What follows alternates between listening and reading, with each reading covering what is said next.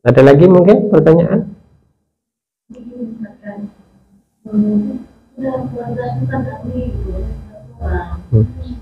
Hebat itu berarti bapak berarti. Harus digituin dulu. Boleh, boleh, boleh.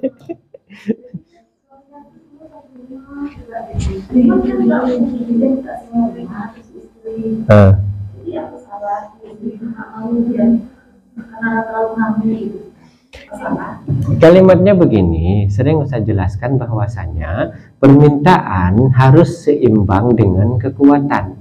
Karena daya momentum, jangan pakai bahasa itu ya, agak susah dimengerti nanti ya, apalagi nggak minum dehidrasi gitu ya. Kekuatan itu menentukan keputusan. Ini yang penting. Ada seseorang yang mau naik caleg, lawan dia Toke Sabu yang notabene punya kekuatan banyak untuk suplai uang agar dipilih. Tiba-tiba dia niat jadi caleg, aku niat karena Allah Ta'ala, modalmu nggak ada. Kira-kira itu niat apa goblok? Goblok. Analogikanya itu goblok. Kenapa? Karena kemauan harus seimbang dengan kekuatan. Karena gaya tidak bertolak belakang dengan massa, dia sejajar itu. Nah, makanya kalau umpamanya kekuatan ada, kemampuan ada, tapi dia tidak mau, ini yang kita ungkit. Kita pak uang ada, rumah sewa udah ada, lah kenapa lah bapak gak mau pindah? Kan gitu. Intinya uangnya dulu, kekuatan. Ini udah awak cari rumah sewa, udah ketahui, udah kapan kita pindah? Tunggu ada uangnya dulu, kan betul. Makanya kalimatnya mudah dia. Kemauan harus seimbang dengan kemampuan. Artinya kalau bahasa kita, uang jadi peranan. Kalau kita mau mengadakan, menciptakan atau memiliki sesuatu, sesuaikan dengan jumlah nol di rekening kita. Itu ya. Kalau nolnya masih 4, ya yang kita beli kita tahu apa. Kalau nolnya udah 6, kita tahu yang kita beli apa. Kalau nolnya 9, itu udah lebih mudah lagi kita mau beli apa. Tergantung jumlah nol yang ada di buku rekening. Betul kan? Itu yang paling mudah begitu. Jadi kalau umpamanya kita mau sesuatu itu, ingat dulu rekeningku nolnya berapa ini. Kalau nolnya masih 3, itu agak bahaya. Ya kan? 3, begitu dibuka 5.000 rekening Anda, saldo Anda 5.000 rupiah, itu bahaya itu. Kemana-mana nggak lewat itu. Lalu kalau udah sempat 7 lah nomornya atau 9, itu udah agak-agak senang, ya kan? Bukanya aja wak suka gitu ya, walaupun nggak diambil bukanya doang. Nah makanya nggak salah kalimat itu, yang salah terlalu memaksakan sesuatu yang kita secara pribadi dan finansial belum sanggup. Tapi kalau sanggup, lebih baik melakukan. Kenapa? Karena demi kenyamanan. Jadi sering saya jelaskan itu kan, yang buat nyaman bukan tempatnya, tapi jiwa kita. Jiwa kita yang buat nyaman. Sehingga sejarah mencatat dengan tinta emas, Sayyidina Ali karramallahu wajhah, beliau mencari kayu bakar, menggembalakan ternak untuk menghidupi keluarga. Sayyidatuna Fatimah, istri beliau bintu Rasulullah, beliau mengambil upahan menimba air untuk Yahudi Bani Quraidah sampai terkelupas tangannya. Tapi saat beliau di rumah, beliau berkata apa? Al-baiti jannati, rumahku surga bagiku. Kenapa? Karena yang ada di hatinya rasa luas. Timbang kita kan nggak dipaksa nimbahkan tuh orang kan. Gak usah orang yang non muslim, yang muslim nggak masa kita kan tinggal nyetek suara mesin kan. Kita nggak dipaksa nyuci sampai juta gentar pakaikan brus, enggak kan? Enggak, tinggal tekan tombol tintit 15 menit, 20 menit, 36 menit, iya kan? Semua tinggal tekan tombol, kita masih kurang bersyukur. Begitu anak pulang, nggak tahu kalian pakai pakaian ke anak kalian, capek mama nyuci, untung mesin cuci nggak bisa ngomong, kak, bukan kakak yang nyuci kak, aku yang mutar kak. Itu kalimatnya. Jadi karena kita tidak dan tertutup hati kita dari sifat syukur kepada Allah, itu yang buat kita tidak merasa nyaman. Nyaman itu berangkat dari hati. Makanya jangan pernah mengisi hati selain daripada Allah. Ya Rabbi laisa min qalbi siwaka wala taj'al fi qalbi siwaka, dan jangan engkau jadikan di hati ini selain daripada engkau. Kalau Allah yang ada di hati kita, susah kita yang kita ingat apa? Allah sedang ingin aku susah. Kalau kita sedang senang, kita nggak lupa Allah sedang ingin aku senang. Karena Allah di hati kita, Allah yang pertamanya, bukan yang lain. Makanya sering-sering berdoa, Ya Rabbi wala taj'al fi qalbi siwaka. Ya Allah, jangan engkau jadikan sesuatu apapun di hatiku selain engkau ya Allah. Cukup engkau. Nah, makanya tenang hati kita. Bapak lewat bawa gandengan baru, yang di hati kita Allah, tenang hati kita. Nyentil Ustaz, nyentil bukan nyentil. Salah satunya kalau tenang, betul kan? Kalau tenang karena Allah itu takdir Allah, biar aku masuk surga tanpa hisab, selesai. Kalau kita lihat Allah, ya, ini kan contoh. Jangan ini gara-gara hati nggak luas terakhir dianggap serius, kan bahaya itu. Ini contoh, langsung gitu ya. Udah. Karena sistem senior junior itu kan berlaku sih. Kalau kita umpamanya hidup serumah pun nggak masalah. Karena sistem senior junior berlaku. Junior selalu menjadi bawahan dari senior. Kan udah, masa kau hari ini ya, besok kau lagi. Nah, udah. Loh, kakak yang beli aja ke gede. Kakak kan udah tua, kadang nggak enak nanti. Kakak selama ini masak. Ini buat gini, kakak selama ini masak untuk abang. Ujung-ujungnya abang nggak pernah bilang nggak enak, tapi ada kau. Itu buktinya masakan kakak nggak enak. Jadi kau yang masak sekarang. Kalau sempat kakak lagi, ada satu lagi nanti mau kau. Itu udah bilang gitu. Pasangan lagi, jadi kakak yang belanja aja. Kau yang masak. Tiap hari waktu dia menggelatuk di dapur. Udah. Jadi sistem senioritas dihidupkan kan mudah urusannya. Tapi itu cuma ada di teori ya. Cuma ada di teori, jangan dipraktekkan. Tapi kalau memang hati kita luas, bagaimana istri baginda Nabi, contohnya ya ke sana kan gitu kan, nggak mungkin contohnya kemarin, dia pun masih satu gitu kan. Memang gak ada rencana insya Allah. Nah, kan jadi yang paling penting begitu, saat kita mencontoh kepada yang lebih baik, maka kita bisa terbuka. Intinya jangan isi apapun di hati kita selain Allah. Kalau Allah di hati kita, apapun yang terjadi itu karena kehendaknya Allah. Titik. Kalau Allah yang berkehendak, maka kita nggak akan susah. Diberikan kita uang sedikit, kita bahagia karena yang memberi yang kita cintai. Diberikan kita banyak, kita tak lupa diri karena yang memberi yang mencintai. Tiba pulang bapak ngasih uang 10 miliar ke kita foya-foya atau kita simpan? Kita simpan. Kenapa? Karena kita cinta pada yang memberi. Niat kita, aku simpan biar hidup kami baik ke depannya. Begitu kan? Walaupun banyak dikasih sama si bapak, karena yang ngasih yang kita cintai, maka kita berniat untuk mengelola dengan baik. Kalau pas bapak pulang bawa sedikit, kira-kira ngomel nggak? Enggak. Kalau ngomel banyak bang orang kere di birin ini, tapi yang goblok kamu satu cuma. Itu bahaya itu kan. Kita enggak, kita tetap menerima. Kenapa? Karena kita tahu walaupun sedikit dia sudah berusaha memberikan, dan yang diberikan adalah oleh orang yang kita cintai. Bagaimana kalau Allah yang berikan itu dan Allah yang kita cintai? Udah gitu saja. Banyak ya bersyukur, sedikit ya bersyukur. Tapi di mana-mana kita lebih susah bersyukur ketimbang bersabar. Kalau bersabar udah kadung, nggak ada uang, suruh sabar ya bisa. Nah, karena memang nggak ada jalan keluar selain sabar. Jadi sabar lebih mudah ketimbang syukur. Makanya jangan minta untuk dicoba dengan syukur, minta dicoba dengan sabar. Karena kalau sabar nggak bisa apa-apa lagi. Mau beli ini nggak ada uang, mau beli ini nggak ada uang. Terakhir ya udah sabar aja. Bukan ya udah, memang harus sabar, nggak ada jalan keluar. Tapi kalau syukur kita harus menginventarisir apa yang ada Allah berikan, sepersekian persennya untuk di jalan Allah. Itu yang susah. Karena sabar nggak ada jalan keluar, udah pasti sabar. Kalau syukur banyak itu jalan belok-beloknya. Dapat uang 100.000 harus syukur, kira-kira berapa hari ini yang jatah Allah untuk sedekah.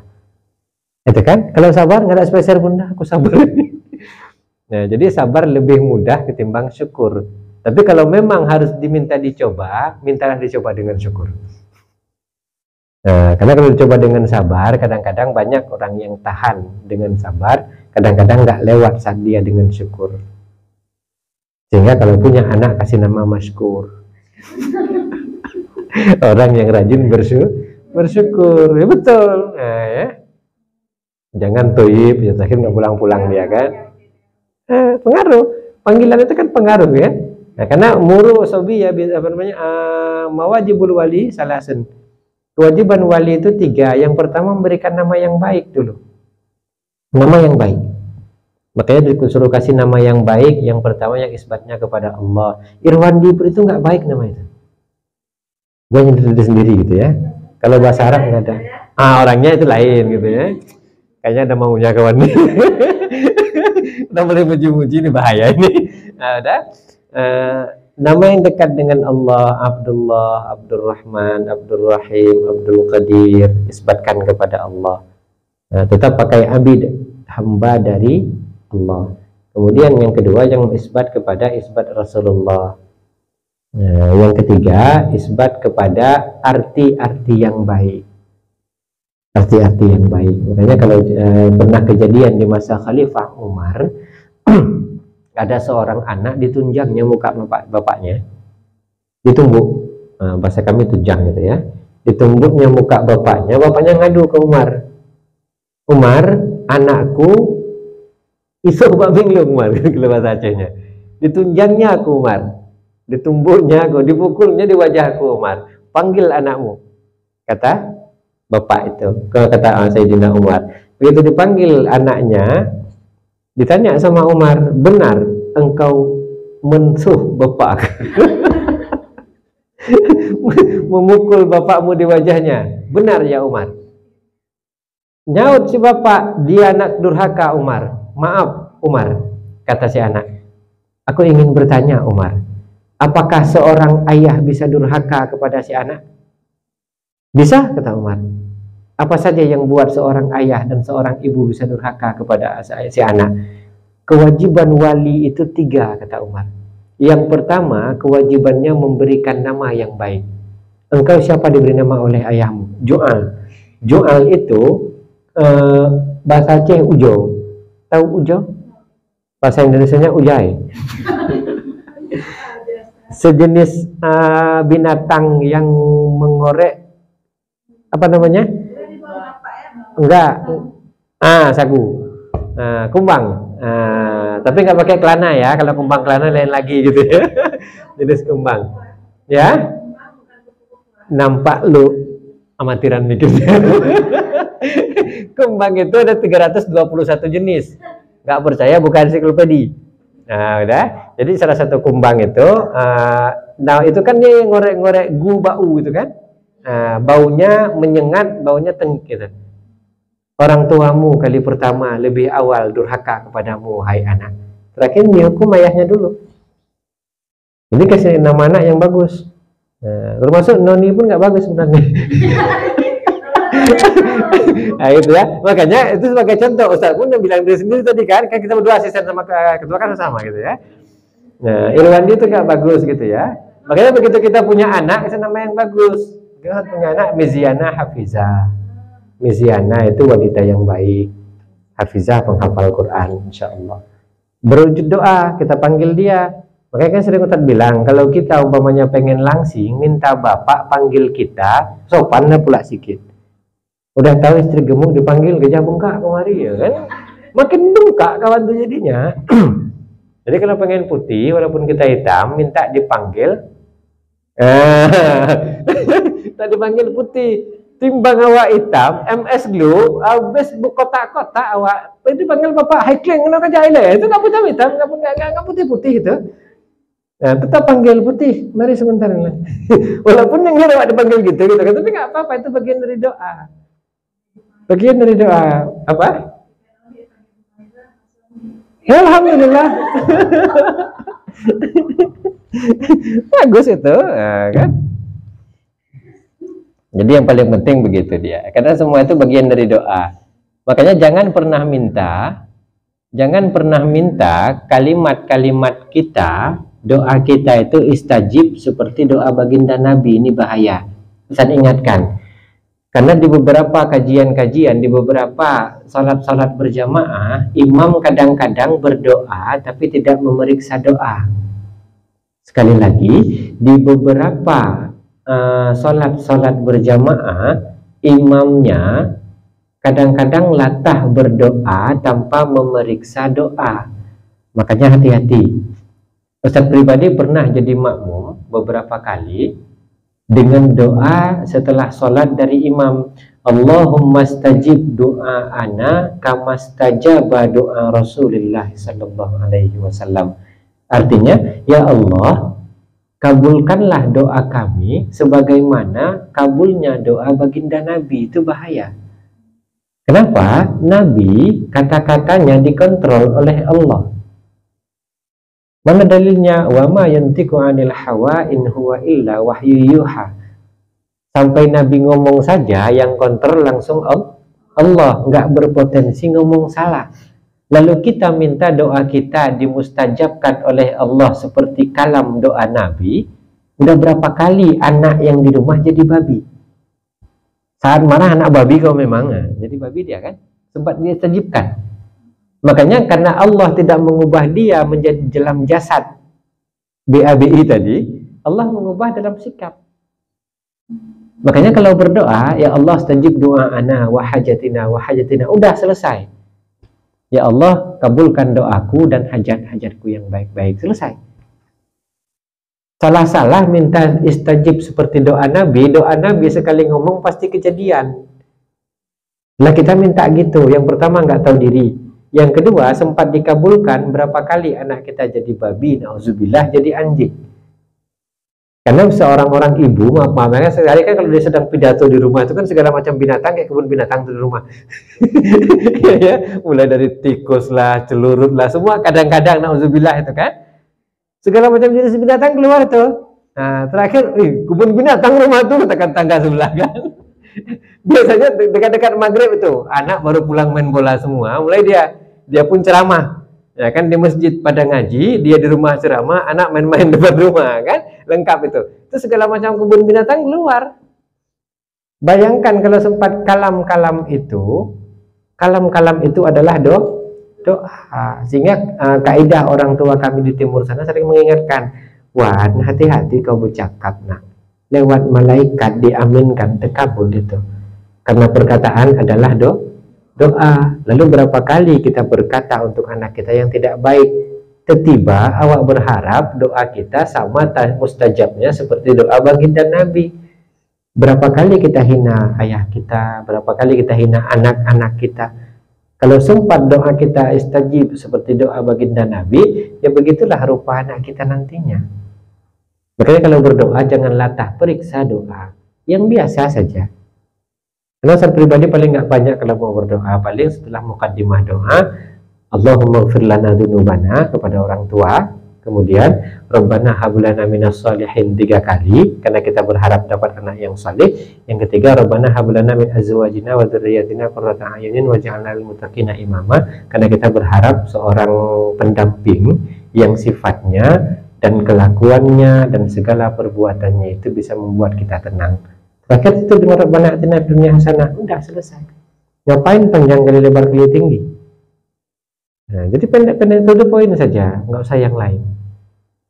Nah, makanya kalau berdoa yang itu saja, nggak usah latah-latah. Latah berdoa nanti dilatahin Allah sekalian, bingung. Nah, ini kalau minta doa kaya minta aja nggak apa-apa.